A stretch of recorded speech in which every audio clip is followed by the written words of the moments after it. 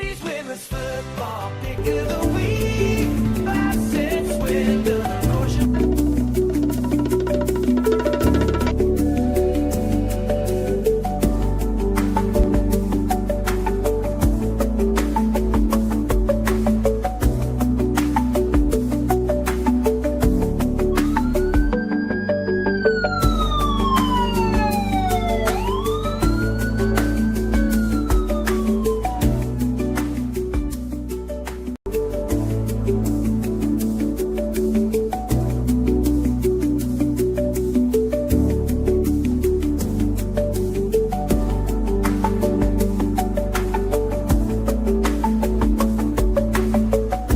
Hello, I've forgotten how to turn everything off. It's all gone very, very wrong.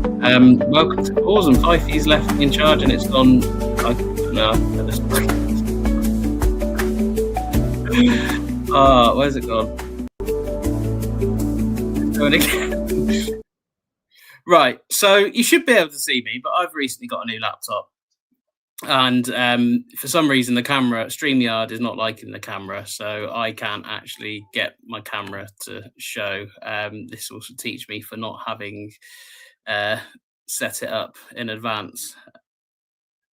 And now, so yeah, God knows what my camera's doing. But you can hear me, but you can't see me. And of course, it's already ended in carnage this evening. So I'm going to get someone that you can see. And you get his beautiful face. His shirt does also feature in the Junior Robbins room now. He's very kindly donated it. It's the one just above the drinks fridge on any videos you see. Hello, Barreled. I can't hear you. It's going wrong for me as well. Yes, thank you. I love the fact that my shirt's up there. How very kind. How very kind. Well, it's the right size. I don't know how to get my camera on this laptop on StreamYard. It works on every other app, but just not this one. So, but you had a good week. What a calamitous evening it was going to be. Yeah, I think poor Al from Oldham that's coming on in a sec is probably thinking, Jesus Christ, what have I got myself into? But you know, pay peanuts, get monkeys. Well, very true, very true. The A team has taken over. The 18. Well, it is just me and you as well. So we've got to fill an hour. So I think we should get Alf on from Oldham because I think we kept him long enough for the to start. Yeah. Hello, Alf. You right? Hi, everyone. Hey, there he is. Excited to be facing the mighty Swindon Town tomorrow?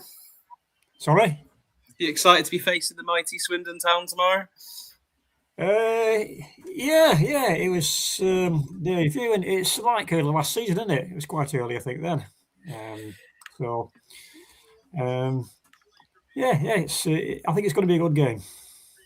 Yeah, it's going to be interesting for sure. How's your start to the season been? It's been a bit mixed. No, we've had a good pre-season. Even we played championship sides in pre-season for a change. Some away from home. And although we lost, we played very well in every game. And then we played Stoke in one of the cup games away at Stoke, and we dominated the game for a long, long time until we tired out near the end. Opening game, we beat Port Vale easily, dominated them. The last game against Colchester was 1-0 up at half time and cruising. We're going to get more goals at Colchester. And then the ref decided to send one of our fullback off for practically nothing. So we're down to 10 men, second half. They got one back, and then they got the winner in the last second of stoppage time. So it all went wrong. Now, it went to Oldham, actually took it to the FA on Monday, get it rescinded, and straight away they got it rescinded. Now, that's no consolation to Oldham because that's 3 points they could have had. That could count towards the end of the season. And that's all through a referee. And even the Colchester fans said, that it wasn't the sending off. And one of their players who he lunged into, and he rolled over out 6 times in agony. Referee immediately got the red card out. As soon as he got the red card, he jumped up and he winked at the Oldham bench. More or less, I've got him sent off. Now, that's terrible, isn't it? And so we're not very pleased about that. So we could come out tomorrow and all guns firing. just to. So I don't know what was going on there, but I'm back. yeah, So yeah, it's I think you'll find some sympathy from Ian Holloway in refereeing decisions in League Two, because I think we had some god awful ones last year. oh yeah. Got away with it so far this year. I think we got away with one last week where we probably should have a penalty against us. But yeah, red cards change games as well. And say go back and go and lost there. So what's Oldham's squad sort of? How's your summer transfer business been? Do you think? I think it's been good. To me, this is a better side than that faced Swindon last season. We got the midfield right this time. A lad called Ollie Norburn, experienced midfielder. He's been drafted in. He looks good. And the player we got from Southend, never played league football, Appy Afonson. He's been absolutely outstanding. Scored a wonder goal against Colchester. He's full of it, that lad. He's only a little lad, and he could, if you don't stop him, I think Oldham could win the game. He's full of it. Well, I don't know about Swindon. What have they done with the transfers? We've signed a lad today from Kilmarnock, so I think he's got mixed reviews from Kilmarnock so far. But I think I think we're probably still one or two short. I think we need another striker. I think to sort of replace Fletcher Holman, who's a young lad we had from Wolves last year. He's got himself. He got injured in pre-season.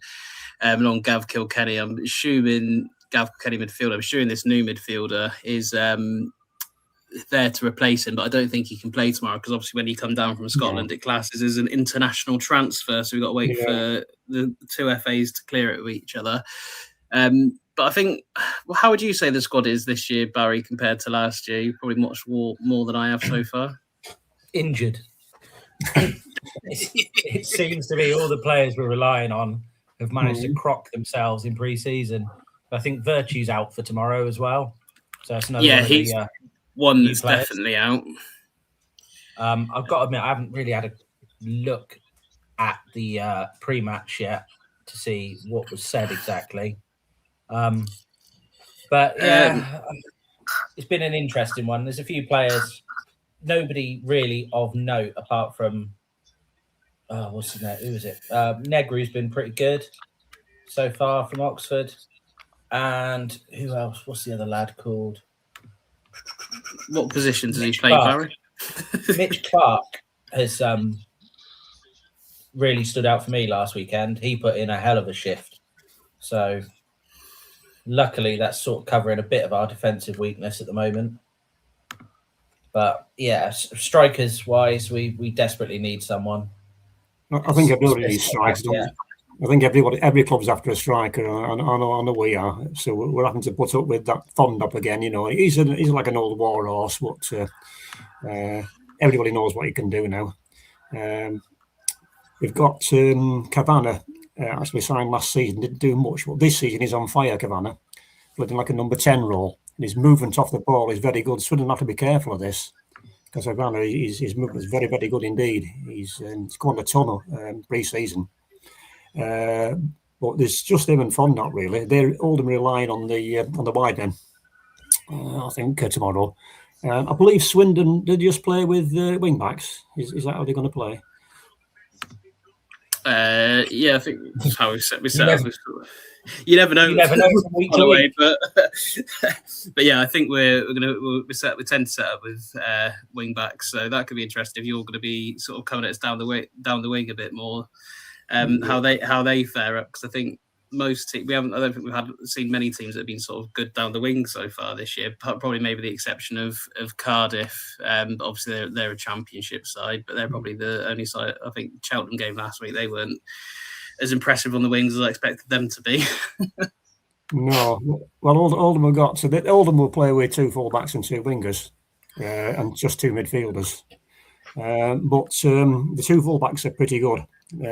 Scott Morris we got from Southend as well. He scored a lot of goals last season, but he was playing as a wing back for Southend, and now Oldham are turning him into a full back. He looks pretty good.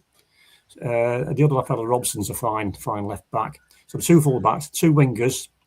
They've got Drummond. He's a speed merchant, but you never know what you're going to get from him. That's all. And the other lad is called Fubumni, I think. I think they got him on loan from Stoke.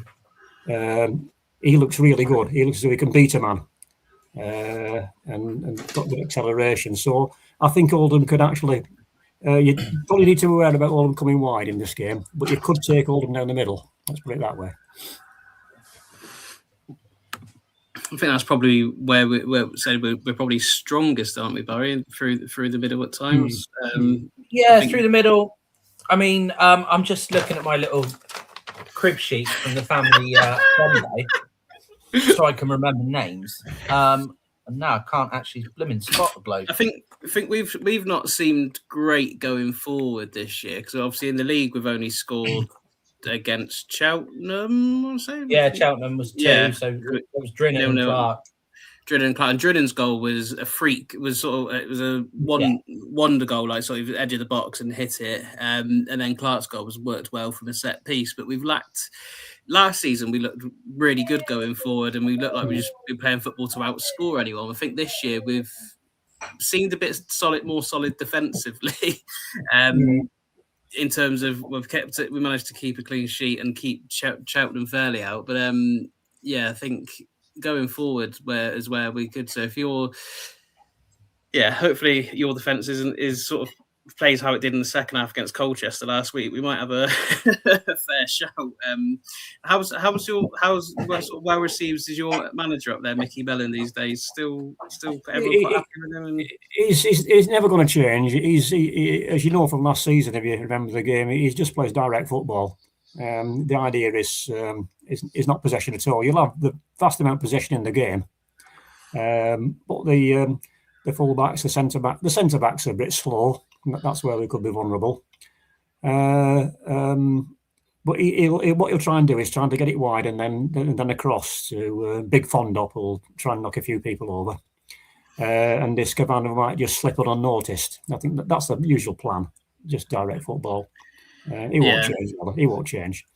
So for Swindon know that. Swindon know what to expect. It'll be just. I think Holloway and obviously Mellon know each other quite well, don't they? Yeah. So I think in Holloway's pre-match press conference, he wasn't trying to let too much slip from what players will have out, because he knows Mickey Mellon will be listening to his press conference, because he knows that he gives too much away in it. And I think we'll probably probably be quite an old school game between the two tomorrow. I think obviously trying to outdo each other. I think we'll probably try and keep a bit more possession, but I think when we get frustrated, or typically when we got frustrated last year, everything just starts getting hoofed as well. So I think we'd squeeze some sore necks at Boundary Park tomorrow, if both teams start going direct after a while. What's your hope? Sorry. What's your sort of hopes and expectations for Oldham this year? What do you reckon? I think they're going to do well. I said it's a far better team than last season. They finished 10th last season. This is a far better team now. So it'll be a good test tomorrow. I think it's a clash of styles in a way. But he's quite used to that, Mellon. So I don't think he even bothers about scouting the opposition at all. I just think he plays his own game. Just get the ball direct forward and latch onto it. I said, but Swindon know that from last season. I think we give Swindon, we lost, but give Swindon a decent game, I think, with the same tactics. So, I think it's going to be a good game, but I think you'll have most of possession, probably 70-30 perhaps, but that doesn't matter sometimes, does it? Yeah. I think the amount of games I've seen with Swindon where we've ended up having most of the possession and still lost 2-0. So it was so ridiculous. It's just the way football is. It doesn't. Yeah. Sometimes you don't need to. You just need 2 opportunities or an opportunity to score, and you can get away with it. So it'll be an interesting game. I think we're the form. So I think we're slightly more informed just by the virtue that we've drawn a game instead of losing one. So I think both teams sort of hoping, I think, to be up there at the end of the year. So I think it's probably our first proper test this year, because I think Northampton obviously going for a little bit, and then I think obviously played Cheltenham as well, which I don't think they're ever really too much to worry about. So I think as well you've probably played the tougher of the opposition in Port Vale and Colchester than we have as well. So yeah, the real test for us, I think, going there tomorrow. Yeah, but as you say, we Port Vale, we took them apart really. I'd expected it. Well, first half Port Vale tried to play all the football. They had about 80% possession, but we're getting nowhere.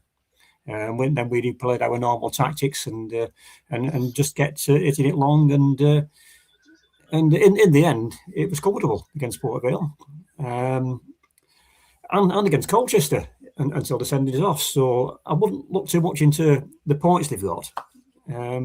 I think they played because before that we played Sheffield Wednesday pre-season friendly, and we beat them 4-0 with the same tactics. So the form and the way they play now is pretty good, and I think they're full of confidence. And I think, as I said, they might take it. They might try to take it out on Swindon because they're so frustrated last week.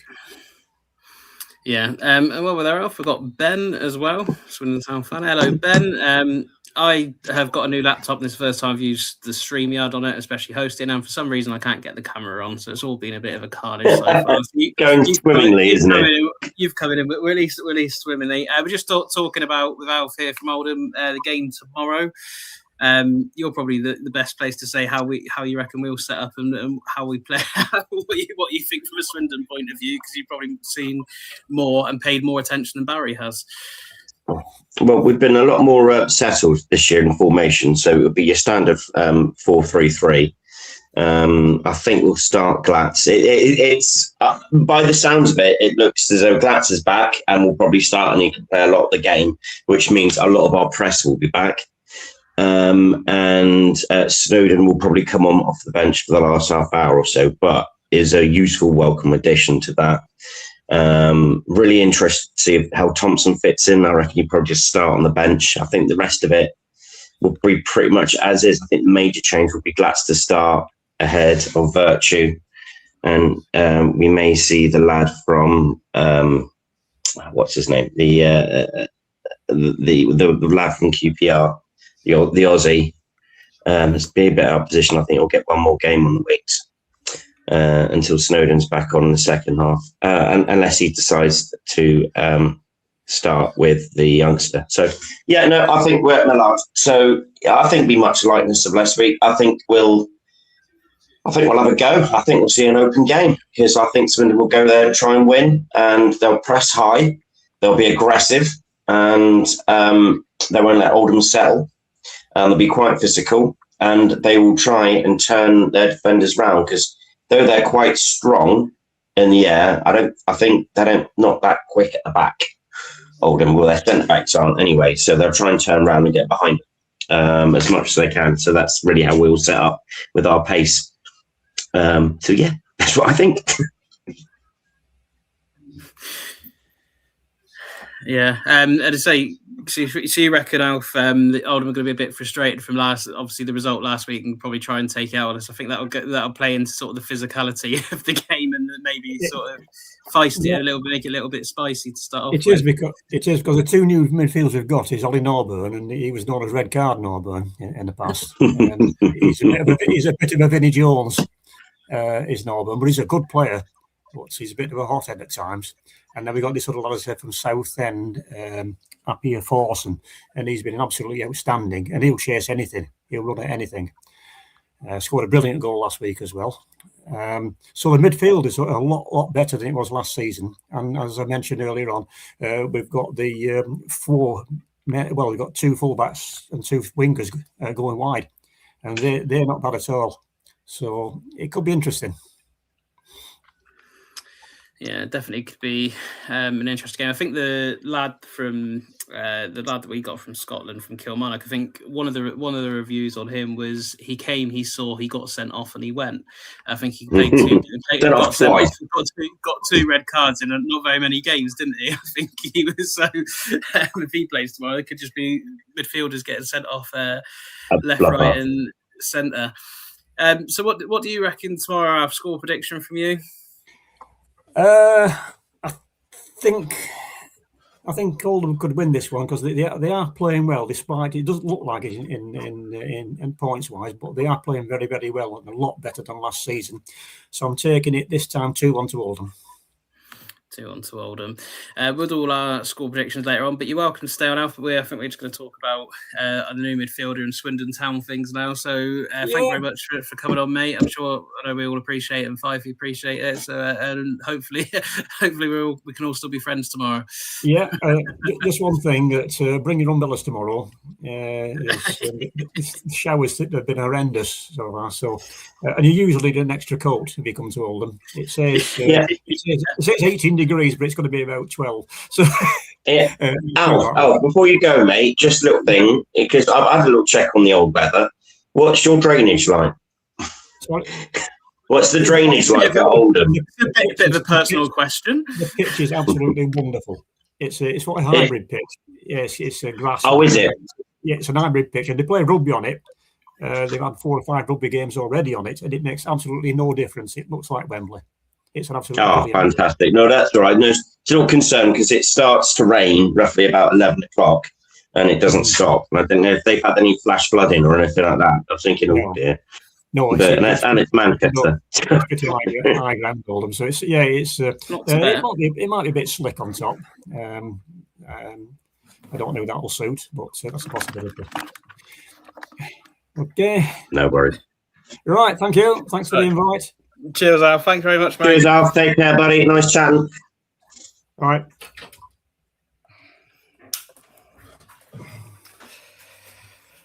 So that was the Oldham preview. So we did that. That's really sort of all we had planned for it.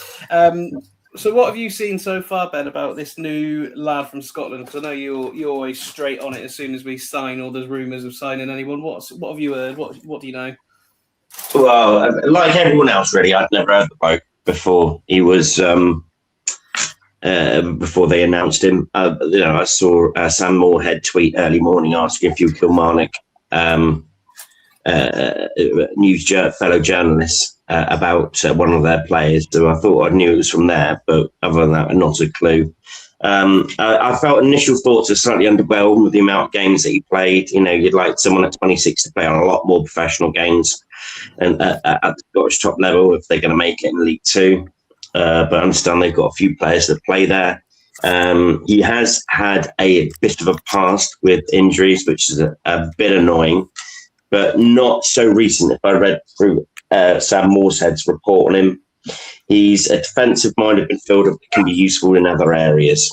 So that fits the bill, doesn't it, for Holloway, really? So, because he's someone that can, he can play an 8 or he can play a 6, but he's mainly playing 6 and he runs around biting people's legs off and he can pick a pass. So I think that's music to Holloway's ears. He wants this kind of play. I thought Munda was sort of Kilkenny's type replacement, but apparently this guy is or cover, which I'm thinking in the long run could actually do us a bit of a favour because sooner or later, midway through the year season, Kilkenny will be back after 20 games or so, and it'd be nice that he's actually got some competition or someone that can also play in his position, because I think before Kilkenny got injured, he did sort of go through the motions a little bit, knowing that he was going to start every single game. A little bit after he signed his new contract, he sort of wound down a little bit. So knowing someone's breathing on his back, we're ready to take his place if he does drop off. I think that could be only a good thing going into the running this season. But we'll see. We'll see. I'm quite excited. I'm always excited for new signings, so he is. But how we'll get on, who knows? Because no one knows much about him at all. Because no one's seen him play. unless you're an avid. I don't think many Kilmarnock fans saw him play, did they? But I said this the other day to someone that asks about summer signings with us, and I said, whoever comes in for Kilkenny needs to be of a decent calibre anyway, but someone that can actually challenge him for a spot, because he's got no competition. I don't think that's never any good in football when you don't have competition for spots and you're getting someone that starts every week. Because if they do even if they make some howlers, which Kilkenny hasn't, he's been a bit off of it at times, but not so much so that you'd even consider dropping him. But he knows he's got that safety net, so be interested there. But we've actually paid a fee as well, an undisclosed fee, so it could literally be Yeah, no, Sam Moore, again, the same article Sam Moore has written. He says the fee is stretching some legs a little bit. We haven't paid any money at all. He's a free transfer, but if we sell him for some money, then Kilmarnock are entitled for some sell-on fee. But we haven't paid for him. Undisclosed fee basically means they've got a bit of a sell-on if we sell him, but we haven't paid for him. Strange. It's not like Swindon Town to try and spin something on their website. I didn't see that bit in the article. I read that. No, that was Dan Moore's thing he did on the Moonraker blog today. So it was in that. Yeah, that's the one I had read, but hadn't missed sort of that part of it or listened to it or whatever. So yeah, that'd be interesting. Any you got any thoughts, Barry, on our new Scotsman? Well, if the wee swally lad is as fiery as some of the comments have said, if Holloway goes totally rogue and we end up with him and Clark on the pitch, that could be quite an interesting midfield, and there could be quite a few cards coming our way, I reckon. But it'll spice things up a little bit. It'll spice it up. So yeah, it's one of those. It's an unknown entity again. So it appears to be what we go for is people that we've never heard of. Leave out the big names that the fans want, and just not saying it's the cheaper option, but at some point it's got to pay off. So fingers crossed, this one could be it. Yeah. So yeah, well, I think you say he hasn't played a lot of games. I know someone else he's played more, but obviously Nagiru at the back, he hadn't played as many as you thought. He's someone that's seemingly been around for ages. I know he's quite young still, but he's always on loan at League Two clubs and obviously hasn't made it out. He was obviously another injury prone. So hopefully, if he can hit the ground running like he's sort of done, I think we've got hopefully got a bit of a player on our hands. But it is mad that if you look at the clubs he's been at and the games he's played, it's so. I think it's one of the most rogue Swindon signings in terms of play. I think he played for the Glasgow second team for no games, 13 games at Clyde on loan, Orange County, which I'm assuming is in America, California. In California, apparently hasn't played any games there. Played 26 games at Queen's Park and scored 2 goals. Another 80 games when he got made permanent there, 3 goals, 16 at Kilmarnock. So he's not completely without experience. He's got no English football experience, but I think he probably played at a comparable standard at Queen's Park to the National League, and Kilmarnock probably top end of League One, bottom end of the Championship. So yeah, very, very interesting signing for. He's 26. He's not exactly completely young. So yeah, it'd be an interesting signing, but he could. I think he's going to be one of those players. He's going to be very inconsistent and going to be shit hot for a game or two, then completely off of it, and you want to drop him. But you get that at this level, anyway, particularly with Swindon and bargain basement signings. But I suppose Holloway's now trying to prove that he can still sort of turn players around. What's that mysterious ticking noise? I actually think... Yeah, it does sound like a bomb. I think it's my laptop. It's that, or it could be one of my dogs deciding to wander around on the wooden floor. Yeah. I thought it was an egg timer. Yeah. I was timing how long I time how long each time Barry disappears for. Set up in the kitchen and it's like the busiest part of the house for some reason. Go away, dog. So but do you all appreciate the toilets at the county ground? Because Ian Holloway obviously said this week that they've done the toilets and that we should all be appreciating that because they've done that for us. And it bring on when he was asked about his relationship with the fans. It's genuine quote. But they certainly haven't done the toilets in the Don. No. So the toilets, I think it's in the town end. They've stuck a bar on the town end, which I assume they've got a license for, unlike when Jed did it. The Jed Town End Bar for Bristol. That was still the funniest thing. One game that you're going to open it for. Oh yeah, Bristol City at home. Yeah, genius with a fucking little shoe cupboard of a bar. But I know, it's pretty with it. Yeah, done it probably this time. Everyone ripped all the shirts off the walls and the ceiling as well, if I remember right. Yeah. And they did the toilets up, which, to be fair, the town end toilets were an absolute disgrace. You know, you get better sanitation in an alley. So that needed to be done. I reckon the town would have closed if they hadn't had that down, because it was just disgusting. That is just, I don't think that's doing us a favour. I think it's just hygiene. I just think Holloway, because it was obviously he was asked on improving the relationship with the fans, and he started off in the same section, very very well meaning, very well going. Yeah, I'm trying to celebrate the smaller things this year and trying to make sure we're doing things better and all that. And I'm going to be more engaging. And then at the end, towards the end of it, starts going on about the toilets. Going, oh yeah, they've done the toilets up in the town end. Look, the board are trying to give you stuff. Just hope some idiot don't go in there and smash it up that doesn't agree with things. It's like, I don't think you needed to say that part. It's not as if they were being done up because they were smashed up in the first place. They're being done up because I genuinely think the toilets that are in the middle of a town centre are better than them. Yeah, they're disgraceful. But like they're doing things very, very slowly. But one day they actually might fix the tannoy in the Don Rogers. It's becoming a feature now. You won't hear shit in the Don Rogers because they won't fix the tannoy, and it's just getting an electrician to sort it out. I mean, it's done. It can be done, not cheaply, but it can be done in over a period of a summer, surely. Bit of rewiring. This, and I'm sure this gets asked at like every fans forum of them. They say, "Oh, we've done it with like it's been done." But I think what they do is do the one because the emergency one and the main one is on different speakers on a slightly different thing. So I think they do the emergency one. So if there's an emergency, you'll hear what you need to hear, but they don't actually do the main speakers, which is the one that everyone's complaining about.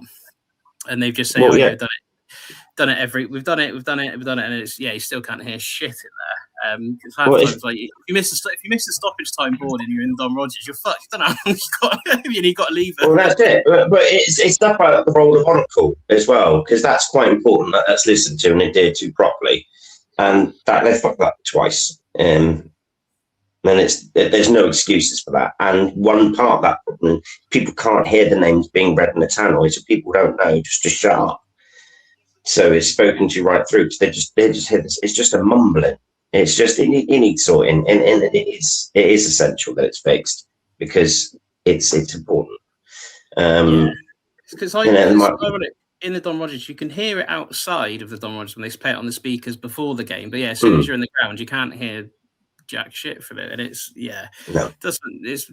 think there's many issues with the county ground that need to be sorted, but at least I think the town end toilets at least a positive step in the right direction, because I think they were flooding every year. They were absolute shit, and ironically you got a plumber as an owner that couldn't fix the toilets. But I think the ones in like the Don Rogers and all that still need doing, and the Arkles, and so it's like one step forward but still about a million steps back in there. So much but but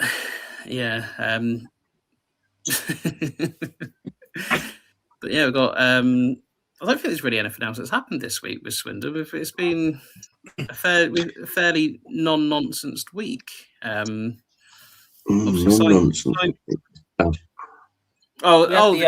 trust of the programme notes. Oh yeah, how was the family fun day yesterday? That looked like it was a good idea, but initially poorly executed, but got better.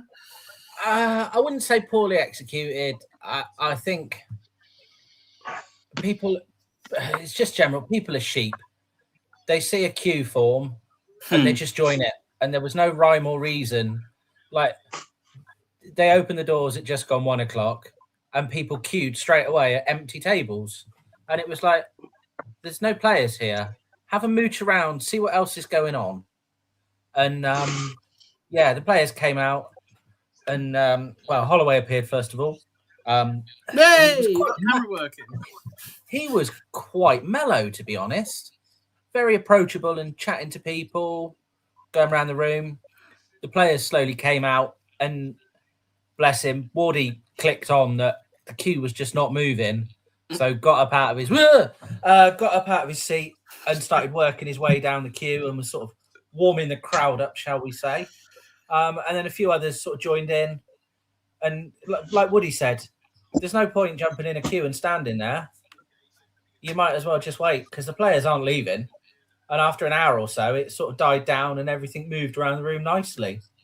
So they were all, a couple of the younger loan players didn't quite get the memo on an autograph signing session with young fans. I want to say it was Mr. Monday Munda, just was constantly scrolling on his phone, would briefly look up to take the paper, sign it, and then hand it back. But yeah, the old hands were on it. They were engaging with the kids, making a fuss of them. Ripley had his own colouring table at one point, which was quite entertaining. I think the future was that with himself or just the kids? Just himself. He was struggling with the lines, but he was getting there. But yeah, no, it was a good idea. I think, I wouldn't say poorly executed is not the right term, but it just needs that little fine tuning. Yeah, and it just needs people guiding, because if you leave people up to their own devices, it's always going to turn to a bit of a mess. Yeah, but it was the right idea. The right idea. I think it's good to see, because obviously we've said there's been lack of sort of community events and engagement in some respects for the last few years, and sort of there's been the odd open training session and whatnot. I think it would have been nice if they could have sort of incorporated that into it, like some sort of an open training session, even if it was one for show. But I suppose especially as they're training at the county ground, but I think the issues with them as well is they got to do it in the morning, so maybe they weren't expected as good a turnout and stuff. Wanted to do something a bit different, but yeah, I think it's good to see that they've tried to do something, and hopefully it's not just. I think the important thing is though, doing it once is great. Is if they follow up with it and do things again. Obviously, how they look differently. It might be like October half term, for example. They do an open training session where the weather's potentially a little bit worse, and obviously being in the cover of the stand fully, because was there fun things there as well and all sorts of things. There was a small fun fair, but unfortunately the bike riding people had the main area of the car park, so the fun fair was right at the far end by the Magic. A bit disconnected from where you want it to be then, really. A little bit disconnected. I know the chap that was doing the fun fair and had a little chat with him. Of course you do. And he's a local Bassett boy. Shout out to Scarrett. And he was saying like there was a fair footfall, but they'd have probably been better set up down the side by the entrance to the Legends and kept it all tight. Or even up that far end towards Tesco's, because you've got a bit of space up there you can do. So yeah, but I mean it's one of those. They've got to try it and they've got to work out what actually works. It was a good idea. I've never seen them get fun fair rides and stuff in. No, it's first type of event, I think, in my time supporting Swindon, of sort of like that. They've done, obviously, open training sessions and sort of Christmas parties and signing sessions, but trying to do something a bit different and sort of do it as a family sort of fun day and try and get fun fair rides and stuff in is a bit different. And I think it's a good idea as well, because if you've got kids like... if you've got multiple kids, you've got one that's interested in the football, one that's not, you've got that as a thing. And I think that's where they've been potentially a little bit more clever with doing something like that. So yeah, it was good to see, and I think there was quite a good turnout, wasn't there? Oh, it was rammed. Yeah, it was absolutely rammed. They were queuing out the door for a good half an hour at least before people realised that they could actually walk past that queue and go and look at something else. Yeah, I think that's where as well. Like I know, because like maybe doing in the future, just having players floating around would be a better option rather than try if you had more things on like that as well, to rather than just getting everyone. Yeah, obviously everyone queuing up, but people guiding. But I'm sure they'll learn from that and carry it on. But yeah, I think the important thing is as long as they do they need to just sort of follow up and just not leave that doing it once a year and go, well, that's that done. We've done so, and we've got some extra money from the club shop, tick to box. People have given us some good press for it, but it's fairly easy events for clubs. There's lots of things clubs can put on fairly easily and just involve the players, obviously fun fair and whatnot as well. So yeah, be interested to see if any more comes of it in the October half term. I think Claire Scarvey was for the launch day. Yeah, Claire, when she was at the club shop, Mike, she did quite a fair bit, especially around. There's always an event around the kit launch, because I can remember when we launched the 2010 kit. There was like, if you pre-ordered it, you go pick it up, and there was players hanging around there and stuff like that. So I think there used to be more put on by the club in general. I think this, certainly in the recent years, it's not a lot's happened, and it would be nice to see more of an event around a kit launch and stuff, sort of where, like they used to do, where you'd go pre-order it and go pick it up, and there was players there and a bit of an evening. But we'll see. Maybe they're starting to turn a corner and do things like that. I think the other news this week that came out was the program notes from the trust were obviously admitted from the program because they had a negative tone. Now, I don't know, have either of you read the program notes from I skimmed it. I think they were just a bit brutally honest with the summer and the injuries, and like, why, isn't it funny that all these injuries have happened and they're all quite similar? Isn't that a problem we should look further into? And a few bits and bobs like that. So I skim read it. It wasn't horrendous. It just was a little bit real. Yeah, I think from the point of view, I can see that it can see both sides. I can see that certainly the trust, obviously not even being told that they were going to be admitted and asked to be amending them is the massive first error. Like, the club should have approached them and said, we don't like them and this is why, and sort of come to a compromise, or at least advise them they're not going to be put in there, so they could have put them out ahead of time on their own publications or on the advert and whatnot. As Mike said, they weren't even that negative. I think the club's problem was clearly there was no positive. It wasn't positive, and I can sort of see why the club wouldn't want to put it in the program. But being how the club is at the moment and supporters' feelings, by doing that, you sort of alienating supporters again a little bit by going, well, we're not going to even acknowledge it in any sort of way, and we're just going to underhandedly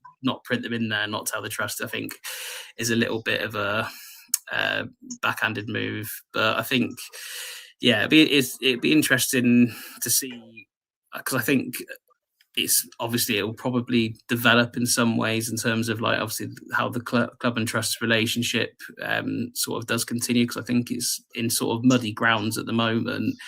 And I think the trust are caught between a rock and a hard place, because obviously they need to keep them on board and keep dialogue going in terms, because of the joint venture. But I've also got quite a lot of trust members and people asking for the trust to be doing more, but there's little they can do. So it could be the start of the straw that breaks the camel's back. But certainly, hopefully, something comes of it either way. But yeah, I think going on injuries.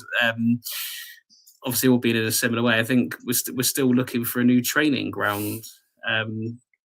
Obviously, Beaversbrook.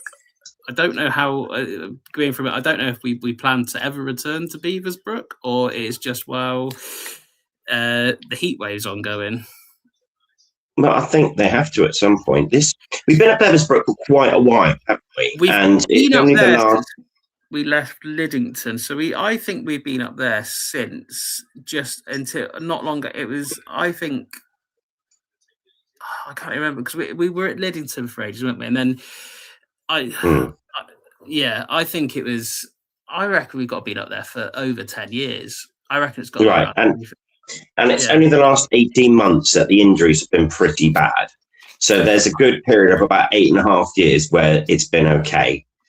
So I don't know how much you can slap it all on Beaversbrook. I think the hard pitches of the summer might have something to do with it, but as you see, it's starting to piss down with rain now. Within a few days of this, then it's going to be all soft again, isn't it? So I think maybe long term we need. I don't know. I'm not a farmer, but it's going to take quite a while, because I've seen lots of bits on like grassroots stuff that all the leagues are being delayed because the pitches are just ruined, which is going to be the same for Beaversbrook. That's going to be so dry. Once that rain hits, it's just going to run off the top.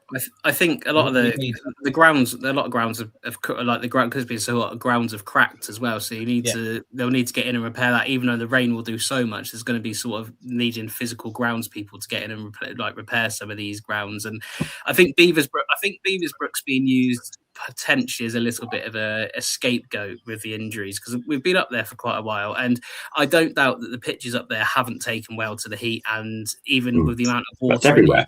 you can do to it, the going to the county ground was the best cause, and I think even without the injuries, they probably would have made that decision. But the timing of it, when we were getting all these injuries and going, oh, we're going to train at the county ground. Oh, yeah, all these injuries are down to that, rather than, I think, Ian Holloway's training methods, potentially. Because if you get players to do lots and lots of runs and then they all suddenly pick up injuries that typically you'd associate with doing lots and lots of running. So, as Mike said, it'll take months to settle. Yeah, My next query is why can't we use the Nigel E. Dome at Foundation Park to do some training? The dome is basically like a sports hall floor. So going in the actual dome. Oh, it's not 4G or anything like that. No. Right. Okay. I thought it might be. The 3G pitch is next to it, or 4G pitch, whatever G it is these days. That is, we do use that in the winter when everything's frozen over, but we can't use that permanently because the funding for Foundation Park was down to a lot of grants and stuff like that, and you've got to have it open to the community, and it's got to be a certain percentage of it has got to be community use. Obviously, we use it in the winter for some of the youth teams and stuff, which sort of goes in that, but doesn't. But so basically, be able to use it in the winter for when we need it. We can only use it for those like short period of months, about December to January, for like a week or two here or there. That's why like sometimes they'll end up going up to the dome at Cirencester and stuff like that, because they can't use it. So yeah, as Mike said, it's community owned and the club don't pay their bills. But yeah, I think the club can even if by paying for it, can only use it a certain amount of times because of the way it was funded. So I think that's to stop the club just going, oh look, we've got this, we'll use this all winter, rather than okay, fair enough. And then it becomes unavailable for community use. So yeah, that's the reasons for that. And obviously, I think even at this time of year, I think ideally you'd choose the county ground pitch over a 4G pitch, because then I think John's warranted shouting that he always does about plastic pitches, but despite the county ground being a hybrid 50-50 mix and mainly actually grass, would be sort of warranted if we were training on that every day. And I think the actual injury implication of that would be worse than training on a hard pitch at Beaversbrook in the end. But I don't know, obviously the pitch looks good at the minute, but I can't imagine it, you probably know more about grass, but I can't imagine even with a 50-50 mix, we started training on it all year, it would do much good for it. I wouldn't say I know that much about grass. But yeah, I think it'd last. It would last, but it's that, do you want to run the risk of damaging it more? I think it's more probably around like the Goldmouth areas as well, because even with a hybrid pitch, they're going to get, if you're using them all the time for trading as well, they're going to get more fucked than they would do. Because you've got the women's games, you've got the men's games, you've got all sorts all lined up. So it's getting a lot of use, isn't it? Yeah. Yeah, and I suppose it depends on that level of investment they want to put into it. If they've got the money to keep on top of it, they'll get away with it. But we know. Yeah, well, so you could definitely tell. You could definitely tell the improvement towards the late stage of last year compared to previous years in terms of how weathered it looked at the end. I think it's, Mike said it struggled by the time you reached late October, but obviously we played a lot more games on it than we ever had done because the women's team were there. Obviously the men's team, the youth team played some games there.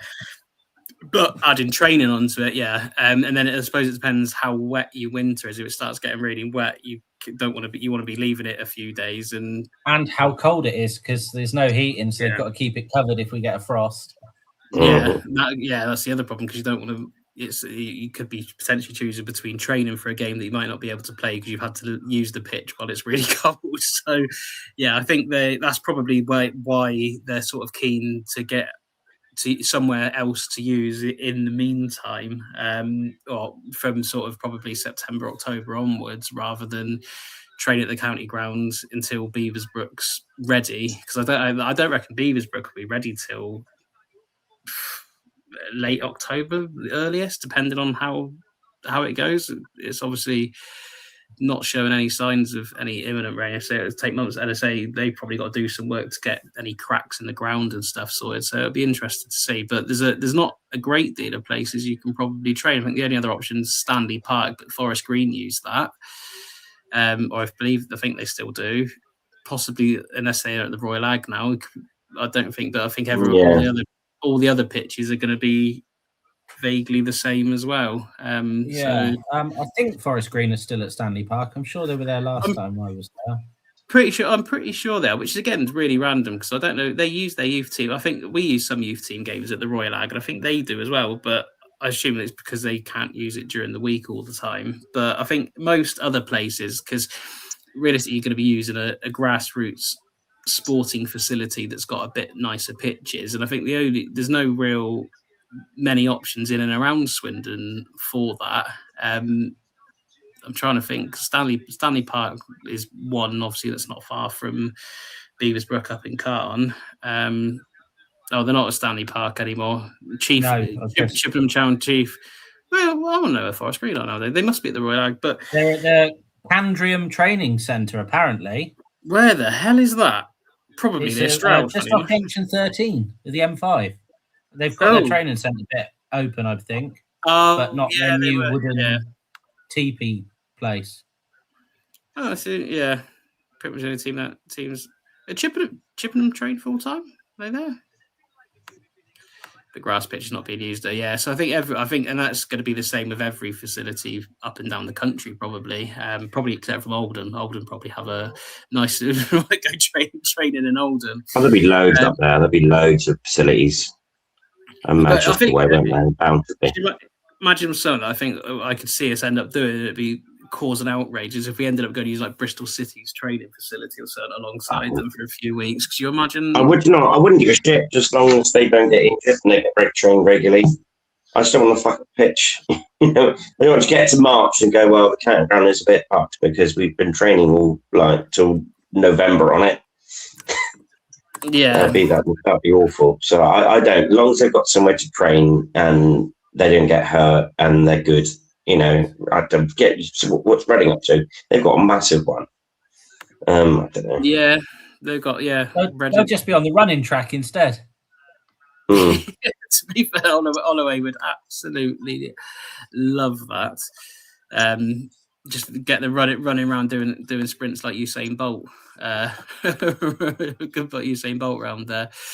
But yeah, I don't know what's going to happen to the training ground. Bristol City have great training. Well, most clubs, to be fair, most clubs in and around this area do. I don't know what Bristol Rovers do now. I think they're Hartbury, somewhere around there. But Reading have nice training facilities. Bristol City do, obviously, with their clubs that have been invested in properly and can do things.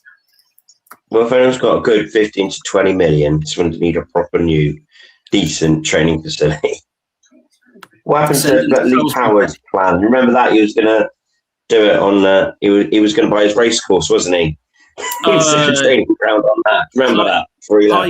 Highworth, wasn't it? It was the golf course. He was going to put some. He was going to be on it, some houses, holiday lets or so, but it was also going to have a training ground. But he was going to own all of it and rent it back to Swindon.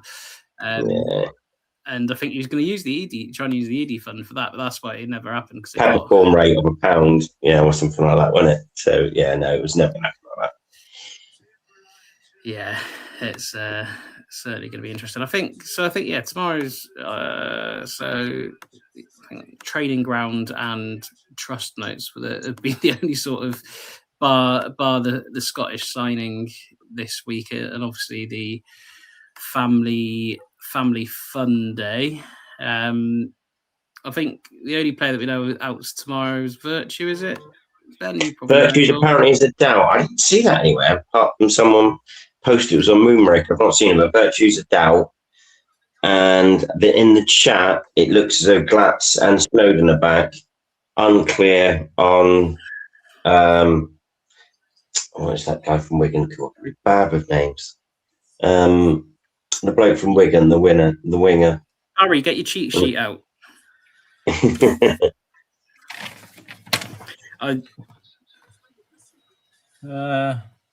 On the ball, Swindon fans.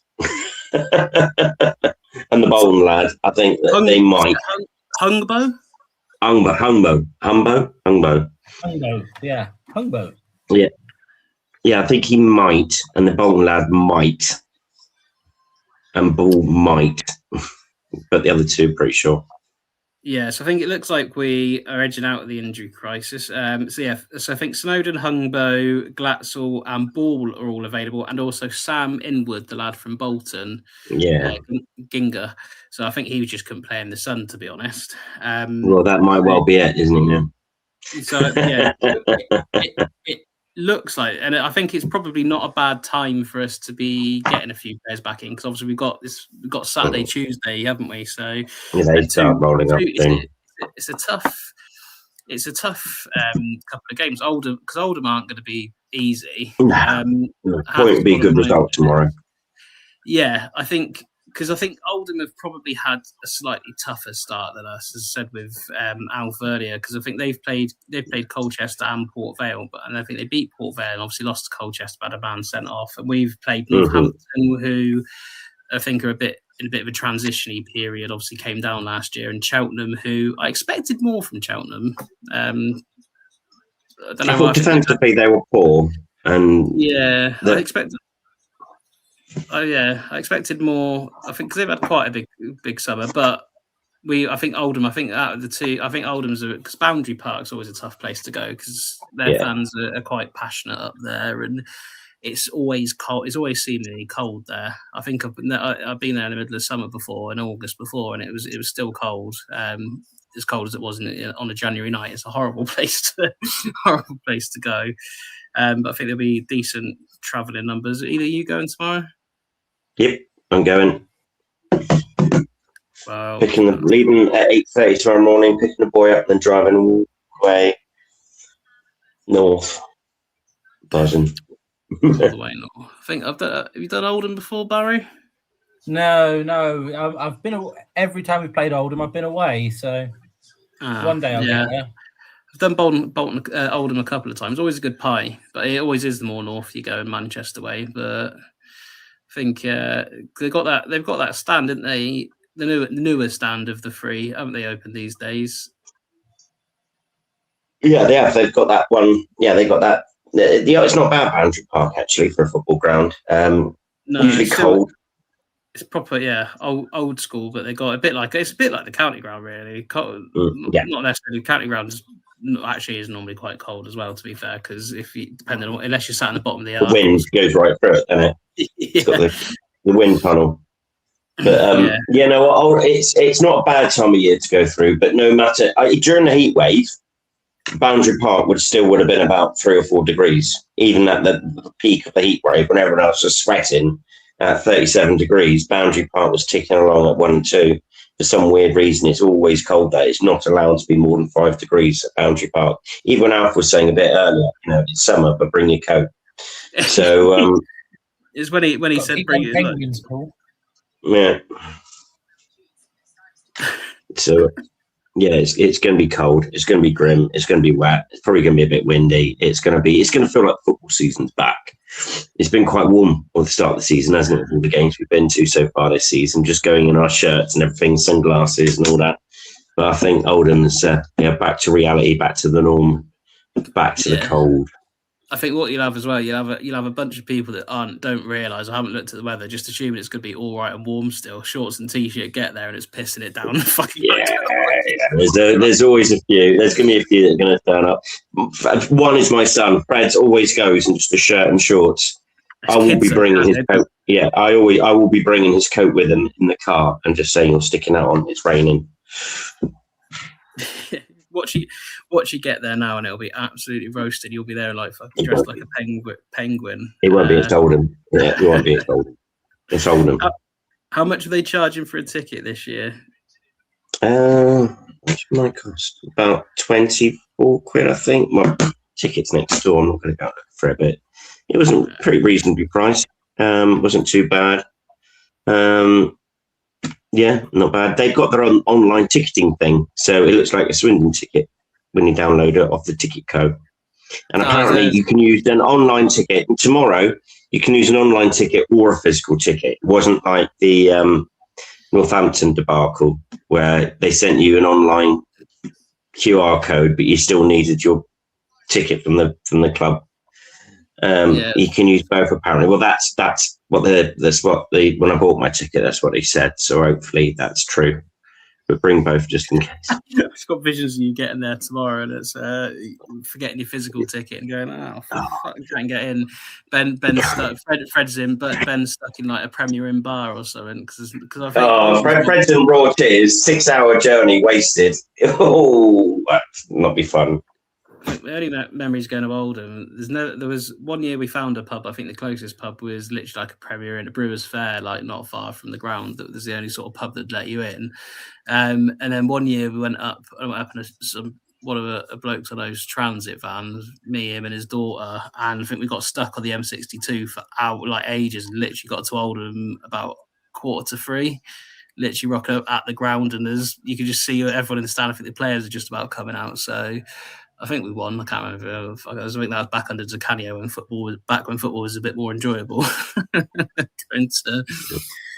going to Oldham. Obviously, transfer deadline day on Tuesday. Where do you guys think we need to strengthen other than where I think we'll need to get that one striker, but I think more importantly, we need to keep the players we got. I don't think we'll see any more than just one in unless we offload Nichols or Ball. I can't see Palmer going yet, though I think he might go non-league when Smith is fit and up and running. I don't see Nichols going yet, though he's probably the only one available to go that could possibly go. I don't see anyone buying Drennan, not this time. Touch wood. I think Holloway warned them off quite significantly, hasn't he? Said he isn't going to sell, and I think Sam Morshead touched it as well. The Moonraker, that even bids of over £1 million, which I think is absolutely mental. You're talking about a player in League Two for £1 million, but it's become the norm, isn't it now? Like, obviously, it's inflated so much. You're talking. But like they're saying that even the club obviously might reject a bid of over £1 million. Sort of, they would obviously it takes a little bit of consideration, but there's no obviously everyone's after a striker, so are you going to be able to replace it? But I think it would be a very Swindon thing to sell him and then not replace him and just be stuck with Palmer, who then will cry if someone calls him fat. It'll be this Swindon bit of business. 29 minutes past, or 1 minute to 11. One more bit of business, and everyone's chatting to their phone, and then it's like Aaron Drennan's been sold to Reading for £500,000. Hang on, 11 o'clock. Like, do you ever remember when Leeds did that and said put out a tweet saying "Don't go to bed just yet"? And it was two. Then he sold like 2 decent players. Being shithousing your own fans, I love that. That's beauty. Yeah. Getting back flashbacks of DJ back in the COVID season when Lee Power sold DJ right at the end, and the poor old I can't remember his name now. We signed a winger on loan, and he just. I hope he didn't have his mobile on him, didn't have Twitter, because he would just seen a load of a meltdown abuse. Who was that player? Who was it we signed on loan? I'm going to have to look at now because it's going to annoy me. We stole DJ, and then just to try and ease the fans, we immediately replied with a loan signing of a winger. And I'm sure someone watching can pop up with the name. Might probably be there. But yeah, because it was... That was just a shit season, to be fair. But he was pretty. Was it Garrett from Swansea? Garrett, that was the one. Yeah, I didn't even. Yeah, it was the season. Because I just trying to remember running it down in that whole season. It was the season we had about 95 goalkeepers. Yeah, and it's John Sheridan gaslit the band saying he's had enough, he's leaving. Mid-March, just when we've got enough time to rescue ourselves and get Lee Peacock in to save the day, and then he turned up to work on Monday. That was mad. Yeah, that was slightly mad. Who's your new favourite player, Barry? My new favourite player. Wow. Well, who's your favourite player last year? They still here? They still with us? Christ, who did we like last year? That's a good question. That is a very good question. I suppose I should be the odd one out. I always was quite happy with Oldacre, to be fair, most of the time. Yeah, Much I to didn't. Archie's disgust. Yeah, I didn't mind Oldacre for the most part last year because he was. I thought he's got good footballing brain. He wasn't the best player, but he was playing in League Two. I don't know what we expected. It was but League. Yeah, it's League Two, isn't it? I was surprised he went. To be fair, but I've got to be honest, and as you always take the piss out of me, he's quite tall, I think. But I'm quite a fan of Kirkman, to be honest. Quite a fan. No, he's been our best player so far. He's been the most consistent player. He's done all right, Kirkman, this year. Old Bills. Yeah, I think he's got a point. He's sort of come back. It looks like he's come back with a bit of a point to prove, hasn't he? Yeah. So yeah, he's because he definitely looks. I think that in the obviously Bristol City friendly looked great in that game when he passed to Drennan for the goal in that one. But yeah, Kirkman, I think Kirkman's a fair shout. Ben, who's Well, my favourite player, even including last season, well, it always is and was, is Harry Smith. I just love the bloke. Even when he was injured, he was probably still my favourite player. Whilst playing, it's Drennan, isn't it? Because he scored all the goals. But yeah, I still, that's a special place for Smith because he's such a shithouse. And I just love his work rate and defensively and aggressively in both box. And I think we just missed him so much over the last year that he's been injured. Honestly, I can't wait to see his name on the team sheet again. Oh, I'll be buzzing. I tell you, he's raring to go. yeah. He definitely wants to. And my neck's sore from talking to him the other day. Well, Holloway said this in his interview earlier. He said, because he was asked about Smith, and he said he's got some pain in his knee still, so it's not 100%. There's some issue going on with that still. But he says he's struggling to talk to him because every time he talks to him, he's talking to his nipples. It's like talking to the sun. It's like talking to the sun. And every time I talk to him, he's like, "Yeah, I know, I'm tall. I can't help it." As I'm stood there staring up at him, makes you feel like a 5-year-old. With Smith, did he actually give an indication of when he'd be back at all? Because I know when I spoke to Holman at the game the other day, he was saying, I'm targeting mid-November to be back, which was like, banging, I thought it'd be longer. But did Smith say anything about?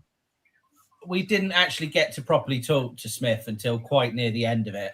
So it was kind of I know everyone's asked you, mate, but when you're coming back, and he didn't have a time frame for it. I think he wants to get back now.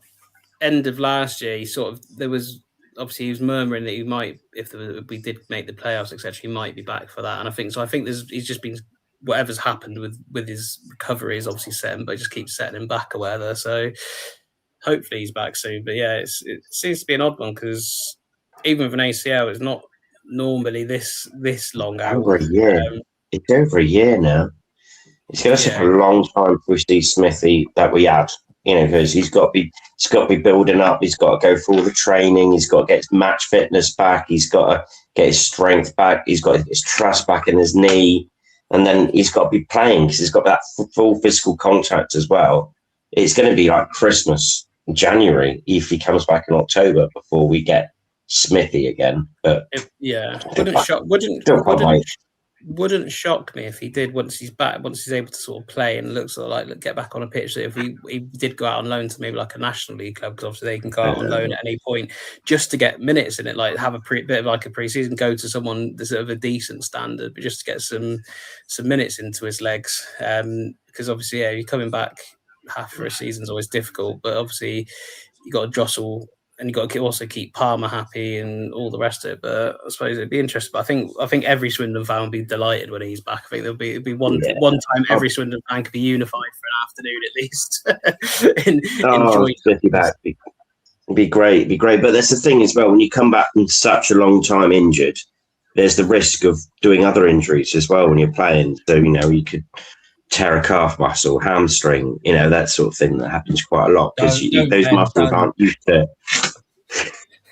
Yeah, it was. Well, it's always that was a bit like Lee Peacock. He got one really bad injury, and then that seemed to be him really, and he'd come back and he'd be up and down, and he played but didn't, and it sort of ruined it. So hopefully he doesn't go down that stretch. Mike said something about there's a rumor of someone called Glenn Middleton coming to us. He's at Doncaster.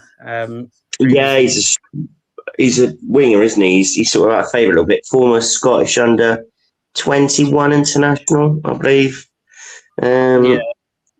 I've only known that because I read a rumour site about him as well. But could be good. What is it? So he's 26, but we put it into comparison to the other Scottish player that's 26 signed. He's 26. He started his career off at Northampton, then went to Norwich. Didn't play any there. Played some games for the lesser Glasgow side, the same as the other kiddie. Has then played for Hibs, Bradford City, St Johnstone twice. And then played for Dundee, been about 94 appearances there. Doncaster 35 appearances, but he's made a lot more appearances. So it's a bit more of an interesting prospect. But I think we could do with a winger, to be fair, because we don't really have any. Not that we really play them, but sort of that would be, I think, the natural replacement or a bit of a replacement for Holman's contribution, so that can play sort of across the front three. But again, when it gets back, it's competition for places. That's what we need. Because we were short when it got to the back end of last year. We didn't have those players to push. Yeah, I think. Yeah, because where would you put the squad, Barry, between this year and last year's squad so far? From what obviously it's only, I know we're only 3 games in. You can't really tell. I say till 10 games. You can't really tell. So we're not. We're a little bit less experienced, I'd say, this year. I agree. I think there was a few older heads last year, but I'm not sure if that's the way to go. I think what is it? You don't win with young lads.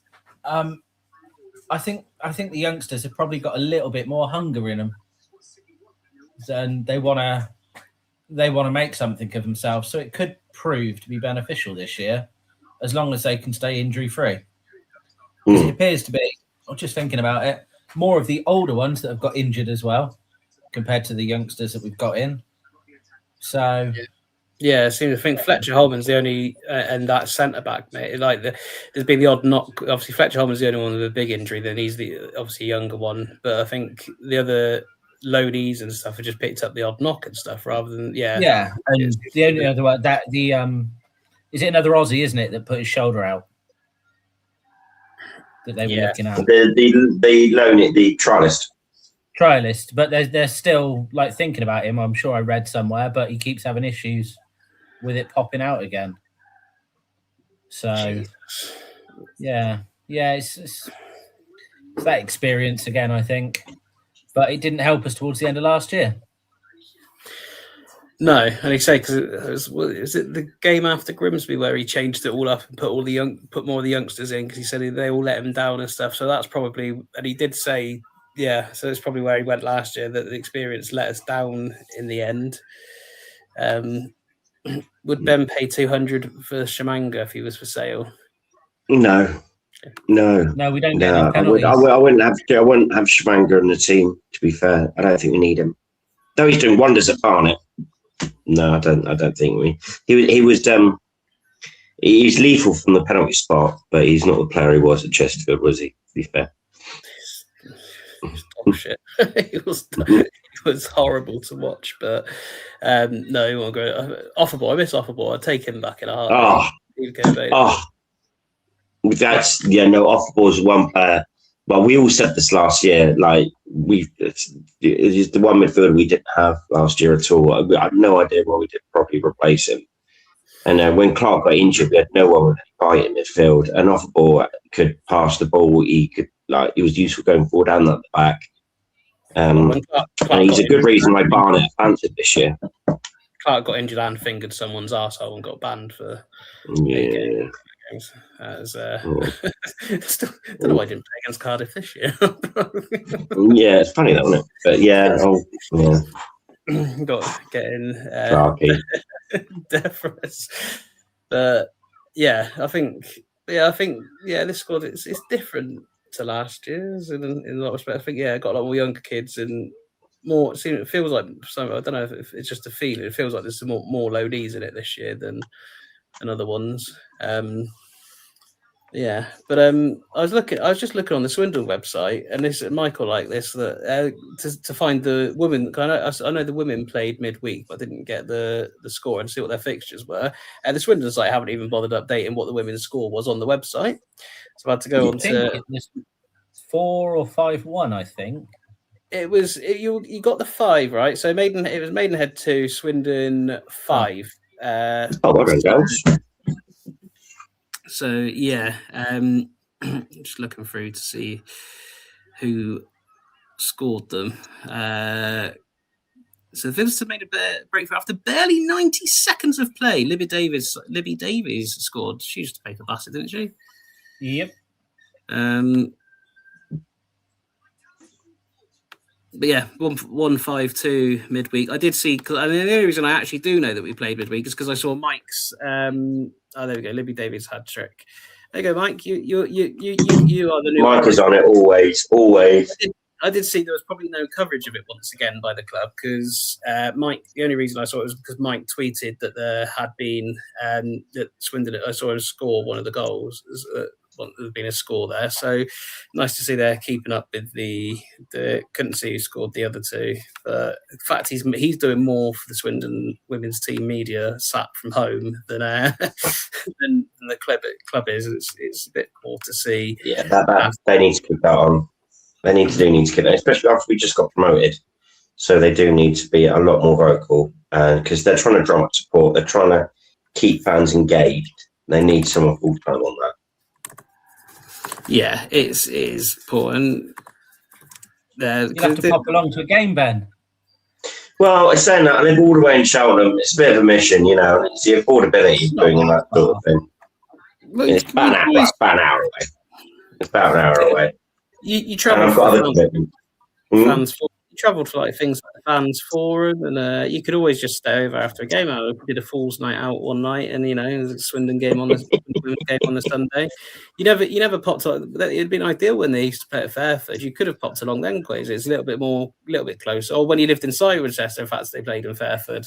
Yeah. I could have done a Cirencester, but sadly, I don't live there anymore. But yeah, no, maybe at some point we'll catch a game at some point. You know, they're doing all right in the league above. They won their opening game. They got hammered in their second, but they won the other day against Maidenhead, so they're doing well. Well, they have won. They've won all their games so far this season, I believe. No, sorry, they lost the opening game, but they beat. So they lost. I know they lost one. They lost. So their opening game on 20. Sorry, they lost last week. So they won their opening game 40. They lost last Sunday 4-0 away at Portsmouth. But obviously, I think Portsmouth have been in that division before. Not too au fait with it, but yeah, I think obviously it's a new division for them this year. Who have Bassett women got this week, Barry? That is a very good question. I haven't actually looked because I'm not here. So, Swindon women have got because I realised I forgot to do that. So they're playing Sunday the 6th of September the next time. So they are playing this Sunday. It was at the top of the website. They're playing Real Bedford. I'm assuming in Bedford because it is away. They're playing there Sunday. So I'm sure if you want updates for that, follow Mike Dixon. He will give you all the updates for the women's team. Bassett start their season with AEK Bocco at home. So the fairly local one, a little Bristol team. Oh, so that's on the 6th. Yeah, just trying to look. Caution have got because Rich isn't here playing someone. But yeah, I don't know because I assume they won't start till then either. Yeah, they'll start on the 6th. They start at Whitchurch, ladies, and I don't know if Woody's still hanging about in the chat. if I can get a live stream link. Do they live stream all the women's games, or is it just depending on the club, Mike? Because I haven't seen. Again, I've seen nothing about the women's team this year from the club itself. I couldn't even assume they're still playing at the county ground every game. But obviously last year there's a big call that they said, "Oh, you can get a season ticket and stuff like that for him." But I've seen. Horsham are actually playing this weekend. No, of course, I've got this weekend. They are playing away. It's a little friendly to Gloucester City. Ooh, Gloucester City Reserves. Oh, machine. Derby. Nice little ground. We had fun Yeah. Yeah.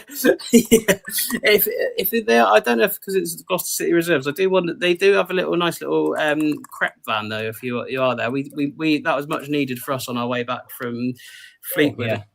The other season. I'm not 100% sure if it is actually at the Tiger Turf. Let me just double check. It's I suppose it depends on what they're doing. 1 moment, caller. Yes, it is at the Tiger Turf. And it looks man might be there. Yeah, it might be that. I don't know if he turns up for every game or if he turns up for reserves games because it was a first team game and we saw them. But it is, if you are in the Gloucester area, Ben, there you go. You can go you go see Rich. You can go to go watch Corsham. That's near Cheltenham as Gloucester. Rich would be delighted to see me. I can turn up and give him abuse. It'd be great. I don't think it'll top when he got 3 people turning up in pink cowboy hats there, but yeah. What I saw you've tweeted other games, Mike. How do you got the Portsmouth ones? You can just go on the other teams' things and tweet it. We'll call you the Oracle for Swindon, and we'll eventually get Swindon to pay you somehow from doing it from home, for doing a better job than they do for it. Woody's lot, Chippenham ladies, they're away to Purton Kingsdown. So that's, I don't know where Purton Kingsdown play these days. Do they play in Purton? They play in Purton, I believe. I knew there was, because I know they're on that beautiful pitch. We had the picture on the group chat. Oh, I remember that. Oh God, that's a death trap. Yeah, tell me about it. Legs will be ripped up on that, and ankles. It was like trying to run across tarmac, I tell you. Oof. Yeah, so Purton Kingsdown for Woody's lot. So if you are in the Swindon area, to be fair, there's on the Chippenham Town website, there's not a kickoff time listed for it. So God knows. So if you are interested in going, just message Woody relentlessly, and I'm sure he will tell you what time it will kick off. But I have got. It is at the Red House at 2:00 on Sunday. Oh, there we go. Just haven't updated the website for that. So yeah, if you want to go watch that, go pop along, and you can get a photo with Adam Wood, Chippenham Town ladies manager, who I'm sure will be delighted with that. Just say he's nearly as good looking as Connor Ripley, some say. He loves cuddles. So what you need to do is find Adam Wood, give him a cuddle. Yeah, he loves a cuddle. If you're watching, just give him a cuddle. Don't even ask. Just walk over, give him a cuddle. He'll love that. Yeah, sure he will. So stretch this out long enough. We've done a fucking good job of that as well, to be fair. Let's do some score predictions for Oldham Athletic away tomorrow. I'll start with Barrold. Now, this is problematic for me because I said we wouldn't win until at least mid-September, and we've won already. So that's I got told I was negative.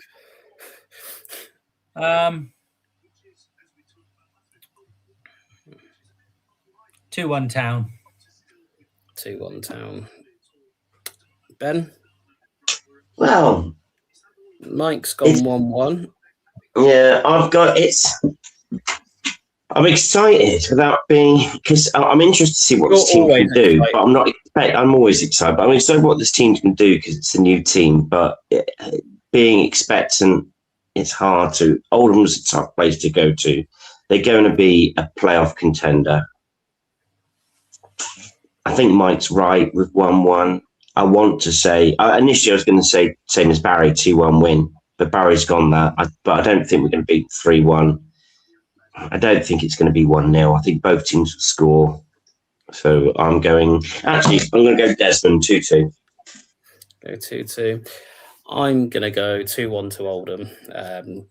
Just got a feeling. I just think Fair enough. I think this league's so inconsistent this year, and I think that would just add to it if we lost there. Because I think Woody brought up last week. I think there's only the top two have got maximum points so far this season, which doesn't happen very often. That's go quite a way back. The last time I went to Oldham, we played them in the Prem. Showing your age there now, Mike. It is. If we close our eyes and pretend, and in Oldham, when you get there tomorrow, it'll feel like 1994 because Oldham hasn't really left the 1980s. So you'll feel just pretend it's a Premier League fixture, and you'll be even happier.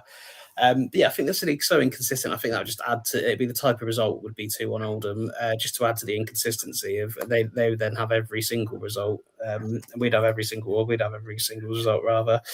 But I think, I think it'll be an interesting game. I don't think we've seen the full potential of this squad yet. If we have, because we're lacking going forward. But I think it's just Oldham is just a tough place to go. But we shall see. So I'm going to 2-1 Oldham. So we've got 3 different results on the panel. So one of us has actually got to be right. With the result at least. So there's that. So you can always say fools are never wrong. Actually, we should have a predictions league. And have we done that before? Mark did one last year with like the last 12, didn't he? I think. Yeah, we had to run in. We tried to predict. I never actually don't know how that ended up. I think I ended up. We weren't very good. No, it wasn't very good. I think me and Fyfie both got slated because we said we'd get like 7. I think he said 76 and I said 75, and I think we got about that, didn't we? I think it was quite close to one of us, one of our lower amounts. We just couldn't get the results right.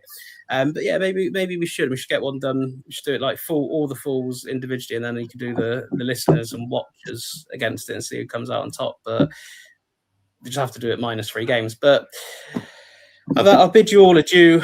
Thank you all for watching. If you've watched on Twitter or Facebook, I can't see any Twitter or Facebook comments on this thing. So if you've been replying, sorry about that. I don't know how Fyfie does it.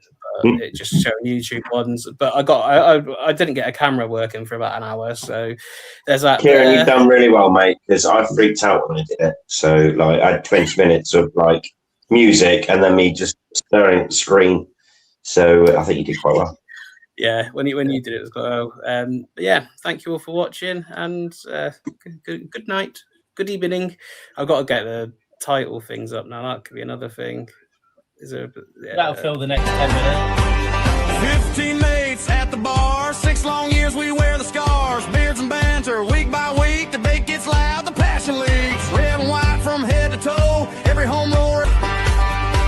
Big thanks to Save on Tires, Arches Recruitment keeps the fire, women's football stand up proud, best at the course from the trim loud, friends in the stands, hands up high, chasing that blue sky from the first whistle to the final call, we're standing tall, we give it all. Promotion dreams, relegation reign, we sing it out through joy and pain, every tackle, every win, we're right back in it once again.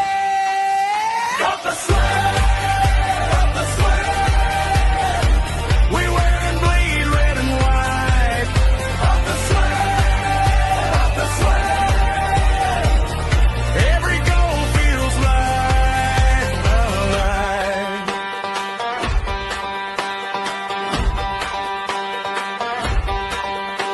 When the season turns and the ground feels cold, we keep that faith, we keep that hope. 15 mates and 1,000 songs in this town we belong.